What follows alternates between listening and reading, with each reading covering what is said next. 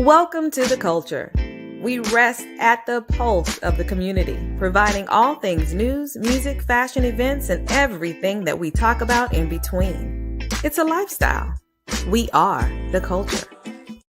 Hi, and welcome to the show. I'm your host, Jessica Garrett-Modkins, and joining us is founder and program director for Elevate, Facebook, now known as Meta, Irene Walker. Welcome to the show. Thank you so much for having me, Jessica. It's great to be here, and hello to everybody else as well. Yes, we're excited. I've read countless articles and heard wonderful things about you and the program that you've developed, Elevate. I believe your decision to elevate small businesses and bring opportunities to them didn't begin 3 years ago with this program. Can you give us a little backstory on your journey and share those life experiences that made this type of career choice so important for you? Yes, I would love to. And, a lot of it falls into just, by chance. It wasn't anything that I specifically was targeting as far as my career. But I always ask this question in terms of who's your favorite superhero? We all have our favorites out there. And my personal favorite, I don't know if you've ever heard of him, Jessica, is Ivory Man. And I'm sure you're probably saying, I really don't know who Ivory Man is. No, I don't. Tell me more. Yeah. So every superhero obviously has a name that they go by during the day. So Superman had Clark, Wonder Woman was Diana, and Ivory Man had one. His name was Bill. Now, Bill was also a small business owner, a doctor who was a Howard University med school graduate who had invented a new surgical instrument that he knew would be useful to communities of color, especially in the communities of Los Angeles in which he was practicing. And as he was exploring and trying to build a business, he didn't have all the tools. He knew he needed a patent, and he got a patent in China, was trying to find a patent in Los Angeles, and was having a hard time doing that to get it here in the US. And so he brought on a partner who knew a lot more about business than he did. And that partner actually stole his idea and got it patented himself. Now, if we think about how that may have impacted a community of a Black community where they needed more healthcare, the family for Ivory Man and for Bill, and just in general, we know about Eli Whitney and the cotton gin. Who are all the people who actually, they're the hidden figures of our communities. It just so happens that Ivory Man, or Bill, was my father. And I saw that as a Black man, he was having difficulty in accessing the tools that are more easily accessible by non-minorities in this country. And so it's always left something with me to make things more equitable. What if my father had the tools? And so as I created this program, and I say, I'm not here to gain revenge for my father. However, I love it. I am here to vindicate him, though. And I do want to make sure that there are other Black-owned businesses who are likewise facing similar challenges, that they too can have a way to build something. And not all, we've learned through all of the work that we've done that sometimes it's just about the team. They just don't have all the team players. And small business owners can't be everything to everyone all the time. And so this program is meant to help accentuate, to amplify those businesses so that they can become more profitable. So that is the backstory behind Elevate, and why I created it. I think that's something that's always just been in me. I mean, like any of us who have faced adversity all of our lives, we know and we see these things, and we're just trying to find ways to do it. So was I in a position to find a way to create something that would be useful for these businesses? Absolutely. I was in Facebook, now known as Meta, as you called out earlier, and wanted to just find a way to help them, because I could see that Facebook was a strong platform for businesses to grow their business. Now, does that mean I'm saying that everyone should only use Facebook? Absolutely not. In fact, this is what I say, Jessica. I tell everyone, I don't care if you go onto Google, if you're on Twitter, if you're on Yelp, Etsy, wherever. But I do know this in my careers at Yahoo, at Pandora Media, and at Facebook, all of the advertising platforms are nearly the same. So if I can get you to master how to use these platforms, you can be successful anywhere you want. But I'm just saying that because I work within Facebook, I just know how successful. I've seen other businesses become so successful. So that's my little spiel. I I'll love it. I'll step down. I love it. No, no, we can't let you get away that easy. I love the fact that what I have heard from what you're saying is that that one situation, that decision was able to change the trajectory for generations to come based off of your decision to found a program such as this that is just huge, because sometimes we will sit back and question ourselves and say, why did this happen? Or Mhm. kind of become bitter about Yes. life. And Yeah. you were able to utilize that situation that happened to your father and change the trajectory of many families to come. So kudos to you. Thank you to your father for sharing that Yes. story with Thank you. you. Thank you, Bill Walker. Yes, awesome, Yes. awesome. So Elevate, I understand that it was founded to support Black and Hispanic businesses, creators, leaders, students, job seekers, and nonprofits on their path to success. Can you explain exactly how that is done? Because that's a lot. It is a lot. It is a lot. And thank you for the question because as we were thinking about these businesses, what is it that we need to increase or to accelerate their success? And one of the ways that we see with social media now, it's almost all of us, as much as we may try to avoid getting into it, we see how vital it is that a business needs to be on social media. It doesn't mean that you have to be on social media personally to see what's in your feed, but we know that people are heavily attracted to these social media platforms. So what that means is that there are a lot of businesses who get onto Facebook and probably if you could raise your hand and say, yes, I've been asked to boost a post because on my Facebook page. Yet a lot of businesses don't actually know what that means. And so we want to give you the tools to explain exactly what you need to do so that more people can see you. And with reaching just millions of people for in different types of communities, how do we help you to be focused? So it's like, I'll say this, we all see the billboards on the freeway as we're going by. Not all those billboards apply to you or to me. And so what we're trying to do is just find a way that social media, we can do the same thing so that you don't have to lose or waste your money. We want you to have very successful metrics, whether you're doing it on Facebook or another platform. But it's how do we help you? So if you're a business, we help you to get so that people can so we amplify your brand. So we want to know what your brand is. How do we help people get to know that? We say that there's stories that we have to tell everybody, and people remember good stories.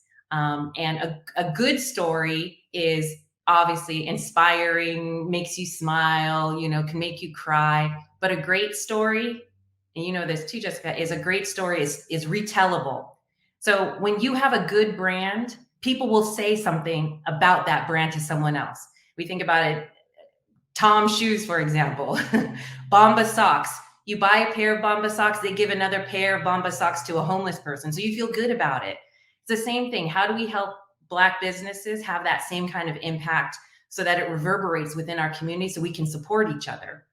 So we think about that for small businesses. We think about it for students. Why should a student care if they don't even have a business?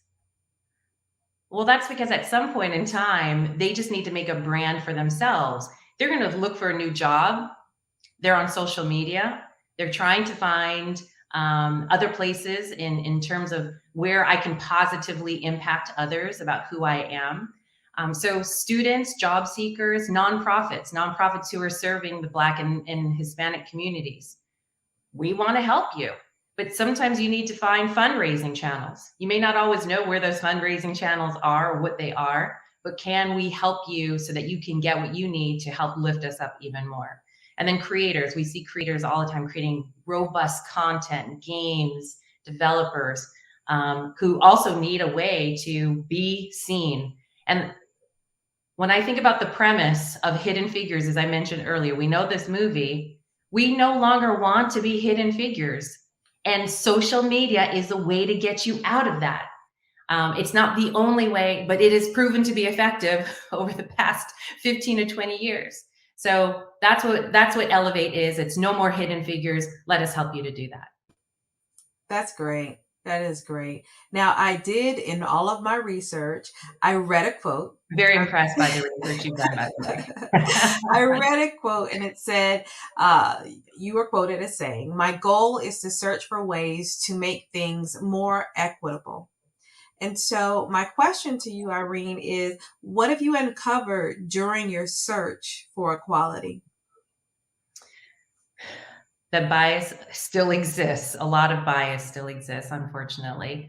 And we saw even through the pandemic how it was an inequitable amount of Black-owned businesses versus non-minority businesses that had closures, lost wages, lost employees, and it's heartbreaking. Um, we want to figure out a way that we can. But the biggest heartwarming thing is the type of support we want to give each other, and seeing how many of them of these businesses have come together and have really impressive. I mean, and when I talk hidden figures, these are real hidden figures living in our communities, who want to be supportive, who want to help each other and to build networks so that we can become a stronger community together. So when we talk about making things equitable, it's can we provide resources that help with funding? Can we provide resources that help with education? Can we help the next generation to be ready for this type of a revenue opportunity, a capital opportunity? And I think that's something that's missing in our younger generations now. And so these types of things that we see that are available to majority white communities are things that we want to make sure that are on GP available for Black communities as well. Well, touche. I mean, I'm so excited about what you're doing. How do small businesses, if they have identified that, yes, I need to be a part of this, is there some sort of process, application, certain level of financial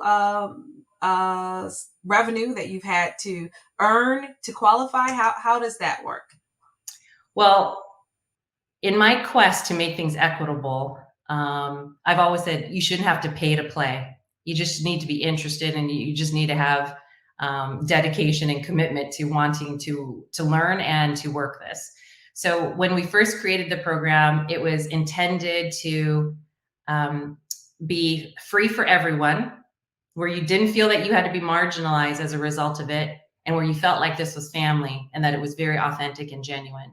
So to be a part of the community, you just have to join the page and you fill out a quick application, just so that we can get to know you a little bit more. But there is no financial requirement. However, I will say it's good for you to be realistic about where your business is.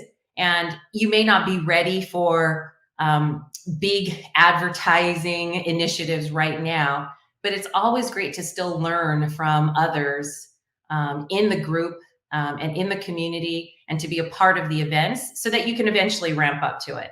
So we say it's available for anyone who wants to learn more and to feel a part of a community. So find the page on facebook.com, or you can go to facebook.com/Meta Elevate, and you can join the page and join the group. And there you can get access to all of the resources. The other thing I was going to say too is if you are a student or if you're a job seeker, we are also offering 100,000 scholarships. We're saying scholarships to Black learners who are interested in getting a digital media certification. So what that means is that all of the education on the platform is free for you to learn from, to take a test, which would typically cost you about $150. We are covering the cost of that once you go through the class. So part of our initiatives and goals were to offer these digital media certifications, and then also just to make sure that we reached as many learners as possible with all of these learning tools, these media digital tools and shortcuts and best practices. Nice, nice. Now, you mentioned the pandemic a little while ago, but what would Yeah. you say in regards to your program? Has the pandemic altered your focus or accelerated your focus with Elevate? You know, it um, I was actually very surprised because I thought it was going to slow down because a lot of our things that we had done, Jessica, were in person. So we had gone across the country, and across the pond to even to the UK and to Ireland, reaching Black-owned business owners in those countries too, just to make sure that we could support them. So um, with the pandemic, everyone had to learn how to get virtual really, really quick. And it's very impressive to see how quickly we use it. You know, we know that within Facebook, the highest engaged users of our platforms are the Black and Hispanic communities. That means we should be the experts in using these platforms. So I don't want us just to be the highest users. I want us to be the highest like experts in how these platforms work. And so we saw a lot through this pandemic how um, uh, we could get virtual. We could reach more people virtually now. So we were very excited. We set out a noble goal that by 2023 we would reach 2 million Black and Hispanic learners with our content. And we reached that goal within 9 months. So we're way ahead of our goal. We want to reach a whole bunch more. But I would say definitely it accelerated it.